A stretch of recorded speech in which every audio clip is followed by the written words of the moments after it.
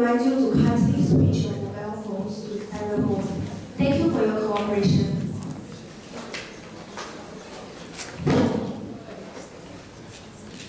Good morning, ladies and gentlemen.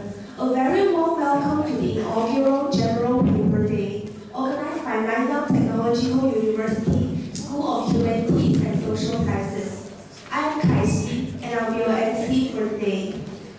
General Paper Day is an initiative by the School of Humanities and Social Sciences to help A-level students develop key insights into tackling complex and advanced topics for their General Paper Day. This event is organized as part of the school's 10th anniversary celebration this year.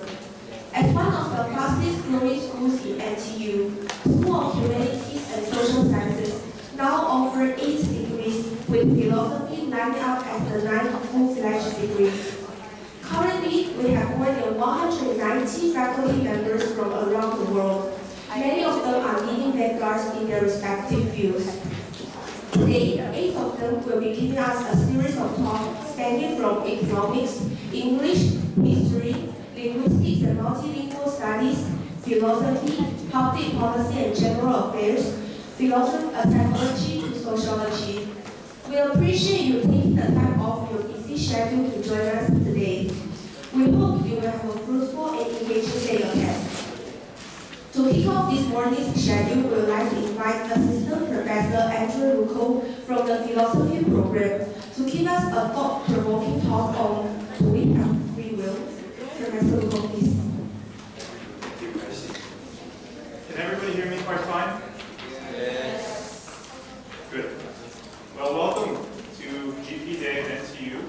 This is my first GP Day here as well, so it's beginning for all of us. I welcome you to our fine campus, and I hope that you benefit from today's proceedings. In particular, I hope you are interested by my presentation that I'm about to deliver on the topic of free will. As Kai-Xi said, I'm an assistant professor in the philosophy group here at NTU. The philosophy group is a brand new division in the School of Humanities and Social Sciences. And it just started about 3 years ago, and over the past 3 years we've been growing quite rapidly, and we've been welcomed with open arms at this NTU community, which is otherwise known as an engineering school. We philosophers feel quite at home. Okay. Well, as people trickle in, I may as well begin. The topic of this presentation is free will, and the question that I want to raise is a classic question in the history of philosophy. It's simply the question of whether we have free will. So let me begin with some definitions. What is free will? Actually, in the philosophical literature, there are several competing definitions of free will, but one definition of free will perhaps has the greatest claim to being the most intuitive understanding of what free will is. It has the greatest claim to being the understanding of free will that I think most people have in mind when they think about what it means to have free will. And this definition of free will is known as the libertarian definition of free will. According to this definition, if someone acts with free will, he or she could have willed himself or herself to act differently. For example, if I had free will in choosing what to wear this morning, I chose a blue shirt.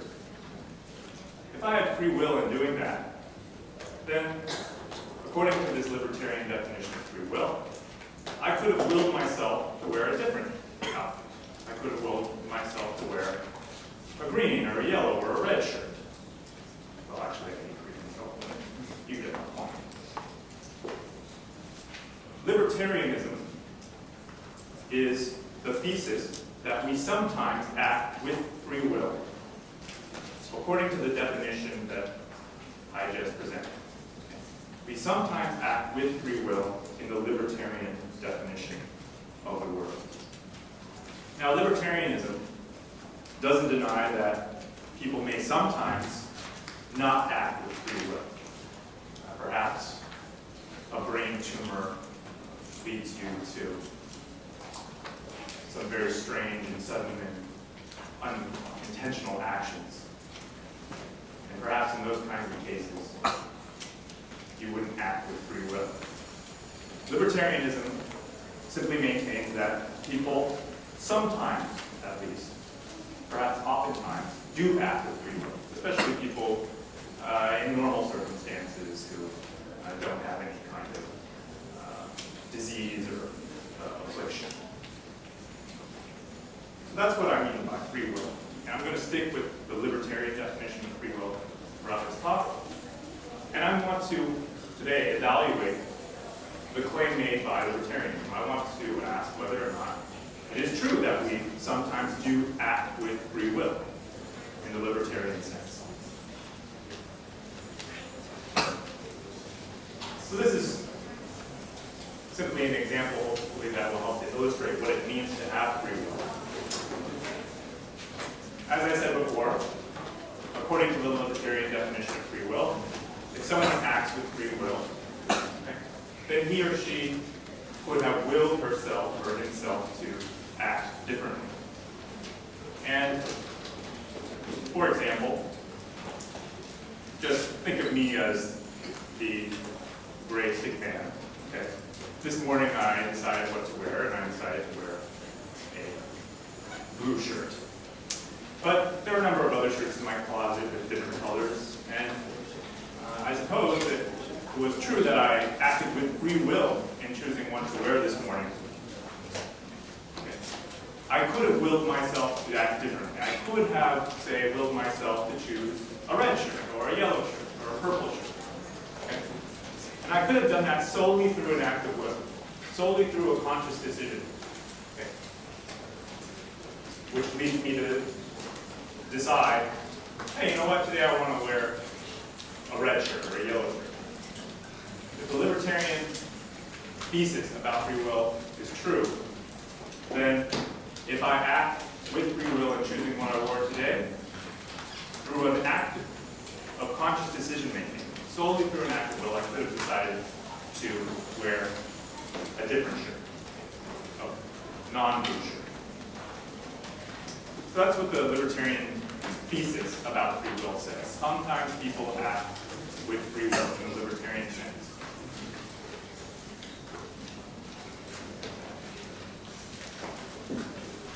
Now let's consider the antithesis to libertarianism. So there are some philosophers who deny libertarianism. There are some philosophers who say it is not the case that even sometimes people act with free will. Nobody has free will ever. These philosophers are called determinists. And they're called that because they endorse a thesis called determinism. And according to determinism, every event has a cause or a set of causes which is sufficient to make that event happen. Moreover, for any point in time, given every event that happened in the past, only one future stream of events is possible. So to understand what determinism says, just consider once again my example of choosing what to wear this morning. I went to my closet and I decided to wear a blue shirt. Okay. Did I have free will in deciding to wear a blue shirt this morning? Determinists will say no. Okay. In fact, nobody ever has free will in making any of the decisions and taking any of the actions that they take. So how would a determinist understand my decision to wear a blue shirt this morning? Well, a determinist would say, the fact that I decided to wear a blue shirt this morning was an event. And this event, just like any event, has a cause or a set of causes which is sufficient to bring that event about. And indeed, given everything that happened in the past, up to the point where I made the decision consciously to wear a blue shirt, only one future stream of events was possible. The only thing I could have decided to do, given all the events that occurred in the past, in history, before I made my decision to wear a blue shirt, there was only one thing I could decide to do, and that was to select a blue shirt to wear this morning. I, in fact, could not have worn a yellow shirt, or decided to wear a red shirt, or decided to wear a purple shirt. Nope. Okay? My decision to wear a blue shirt was an event, and that event was exhaustively determined by the entire history of events that occurred previous to my decision. I could have only chosen to wear the blue shirt. And the same would apply to all your decisions that you consciously make, according to determinism. Determinism says that for every choice that you've ever made in your life, that choice had to have happened given all the events that occurred prior to that choice. Now, it's important to understand also what determinism does not say. Determinism does not say that we human beings can predict what the only possible future holds. Of course, we can't do that, and we can't do that for three reasons. First, our knowledge of the past is limited. We don't know all the things that happened in the past, which may cause things to happen in the future. Second, we don't yet have a complete grasp of the causal laws of nature by which the universe operates. And third, we don't have the ability to compute predictions about what the future will bring, given what happened in the past. Simply beyond our current computational powers to predict, based on what happened in the past, okay, what will happen in the future. So determinism doesn't say that we human beings know what the only future will bring. What it does say is that there is only one future, okay, given the history of events that occurred in the past. And that's true for all choices and actions that human beings make. So this is the key insight. Well, this is the key argument, I should say, that determinists make against free will. Suppose determinism is true. Determinists, they think that this claim is correct. The claim that every event has a cause, which is sufficient to make that event happen, and that only one future stream of events is possible, given everything that happened in the past. So suppose that's true. What are the implications of determinism for free will? Well, the implications are pretty dire. So if you suppose that determinism is true, okay, we have to recognize that every human choice and action is an event. And so it would follow that every human choice and action has a cause or set of causes, and given everything that happened before a choice or action, only one future stream of actions and choices is possible. So, for any human action, the actor could not have acted differently. And then we must conclude that if determinism is true, no human actor has free will, because free will, according to the libertarian definition, just means that if you do something with free will, okay, then you could have willed yourself to act differently. If determinism is true, you can never have willed yourself to act differently than you actually choose to do.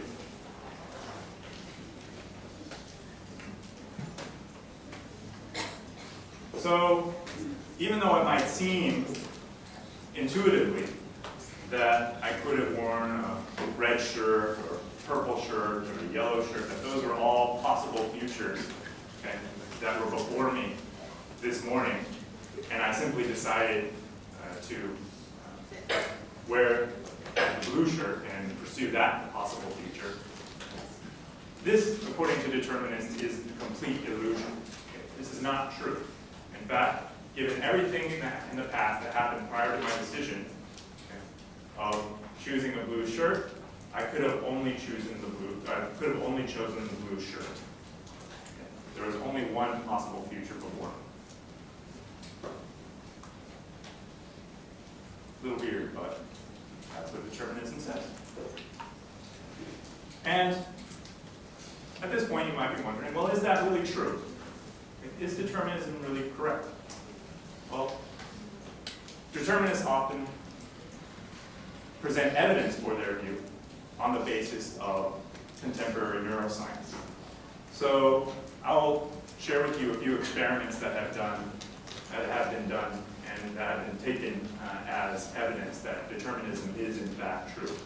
And essentially all these experiments seem to show is that people's actions are not actually caused by their conscious decisions. Rather, it seems that people's actions are caused by brain processes that they have no control over and that they're not even aware of. So here's one experiment. This is an experiment that's very famous. It was conducted in the early 1980s by the physiologist Benjamin Libet.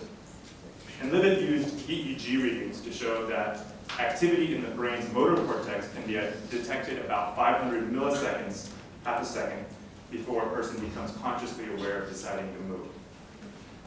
So whenever a person decides to move a limb, like raise one's arm, okay, there's a change in electrical activity called the readiness potential. And this occurs about 1 second before the actual movement.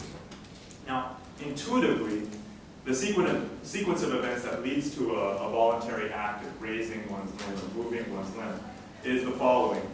First, you consciously decide to, say, raise your hand. And then your brain communicates that intention to the neurons responsible for planning and executing hand movements. And those neurons, in turn, relay the commands to the motor neurons that contract the arm muscles and allow the arm to be raised. That's the intuitive sequence of events, but determinists want to say that this is all wrong. And indeed, Libet's experiment suggests that this theory of how actions follow from conscious decisions is entirely false. So what was Libet's experiment? Well, he set out to determine the timing of a person's deliberate decision to move and compare that with the timing of the readiness of potential, that's the electrical activity, change in electrical activity, associated with the movement.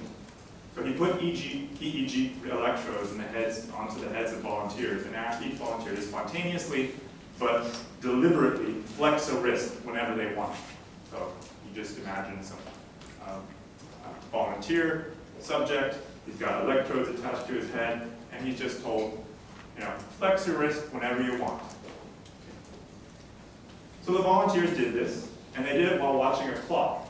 They were instructed to note the precise time when they became aware of the urge to act, and they were given a clock that allowed them to identify the time when they became aware of this urge to flex their wrist. What Libet found was quite remarkable. He discovered that the readiness potential comes before the conscious decision to move by half a second, or about 500 milliseconds. So it would seem that the brain prepared the movement well before the volunteer became consciously aware of the intention to act. Here's the implication for determinism. Perhaps our movements are not caused by our conscious intentions, but instead by unconscious activity in the brain. In that case, our conscious intentions would be mere byproducts of brain activity. They wouldn't explain our actions. Now, Libet's experiment is widely taken to be evidence for determinism because it suggests that our conscious decisions don't explain what we do. And this is so even when it feels to us like our actions are purely voluntary, like we will to the subjects in Libet's experiment. As far as they were concerned, they were deliberately flexing their wrist because that's what they felt like doing.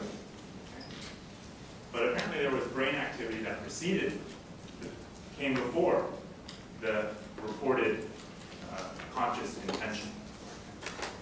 And we have to wonder, well, perhaps that brain activity caused the supposedly voluntary action to occur, the wrist flexing to occur, okay?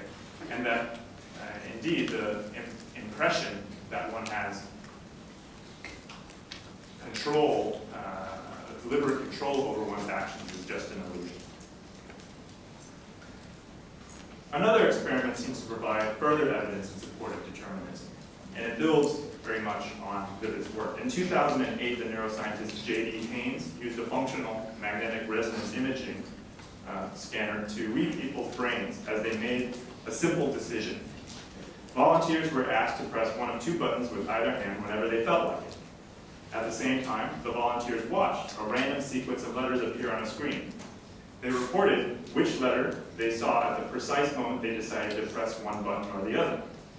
The fMRI scans revealed brain activity in real time as the volunteers chose their right or left hands to press a button. Surprisingly, Haynes and his team discovered a regular pattern of activity in two regions of the brain that appeared 7 to 10 seconds before the decision to press the button was consciously made. In fact, the pattern of brain activity observed by Haynes and his colleagues could be used to predict which button the volunteers would push, right or left, with about a 60% accuracy. Once again, it seems that well before there was a conscious decision to act, the brain had already determined what to do. And the feeling that one consciously intends to push a button with the right hand or the left hand is merely an illusion. Here's a third, even more remarkable experiment that was completed in 2011.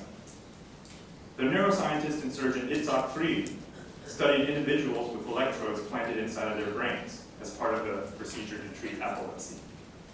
Fried showed that there was activity in individual neurons of particular brain areas about 1.5 seconds before the volunteer made a conscious decision to press a button. Also, the researchers were able to predict the timing of the decision with more than 80% accuracy. So from Fried's team's findings, Fried draws the conclusion that at some point things are predetermined and are admitted into consciousness. That's a quote. At some point things are predetermined and only later admitted into consciousness. So these three experiments are just a few out of many that carry striking implications for determinism. They suggest that people don't control their actions through their conscious decisions, even when it comes to actions that seem to the agent, to the actor, him or herself, to be entirely voluntary. When we consciously decide to do something, we have the feeling that the action was voluntary and that we could have acted differently had we decided differently. But perhaps this feeling of voluntariness is just an illusion. Perhaps something in our brain determines our actions, and our conscious decisions play no role in driving what we do. Indeed, perhaps our conscious decisions themselves are the product of some prior brain activity of which we are completely unaware and over which we have no conscious control. Now, I've given you some evidence that's been presented in favor of determinism. And as we saw, determinism is incompatible with the existence of free will. So if determinism is true, then nobody has free will in that libertarian sense of being able to do otherwise, act differently than one actually does act, simply through an act of will.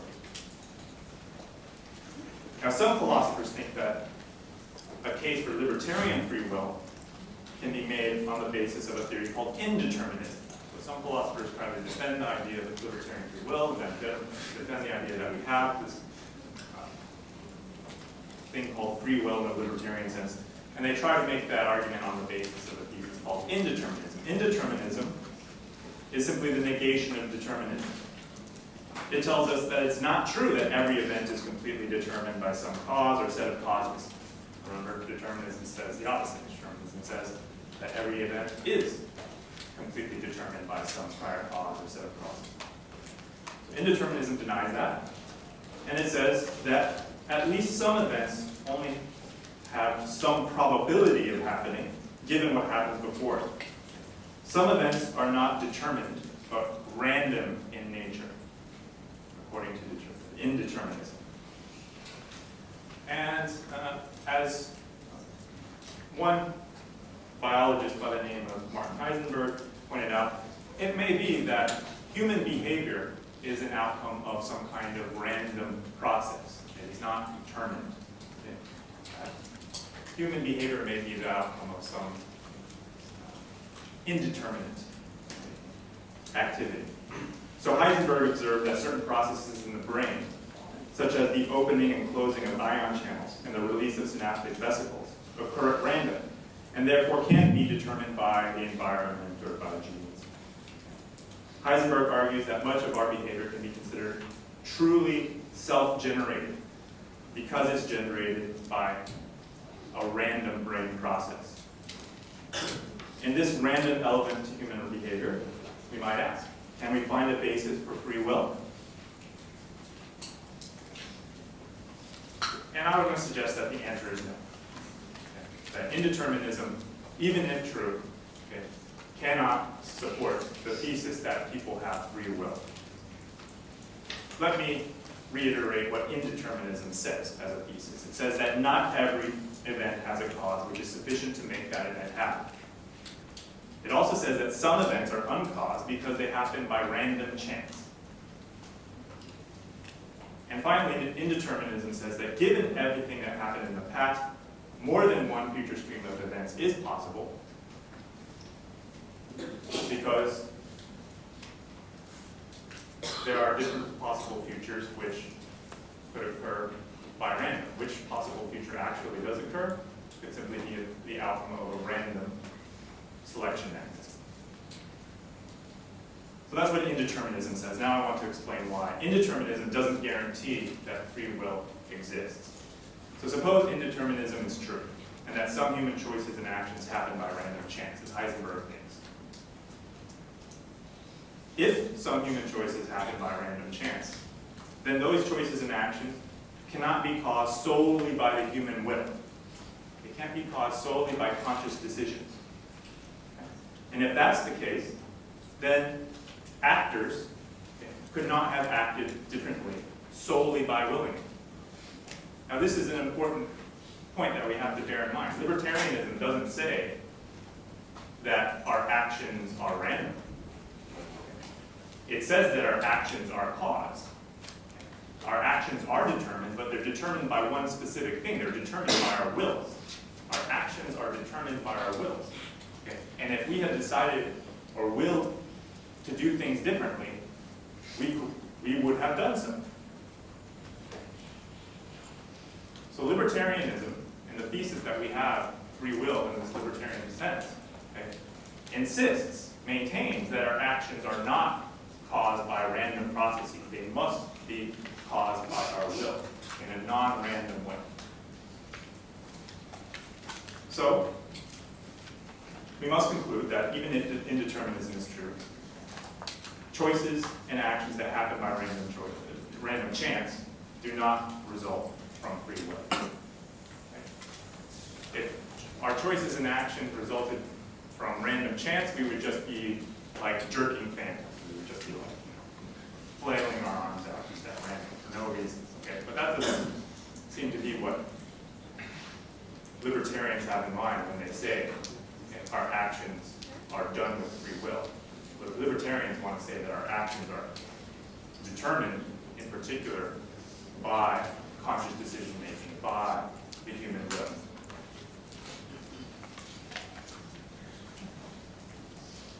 So here's a picture that I hope will reiterate the point. Okay? In order for someone to act with libertarian free will, his or her will must be the uncaused cause of her action. Okay? Your will alone has to be the cause of your action in order for you to have free will.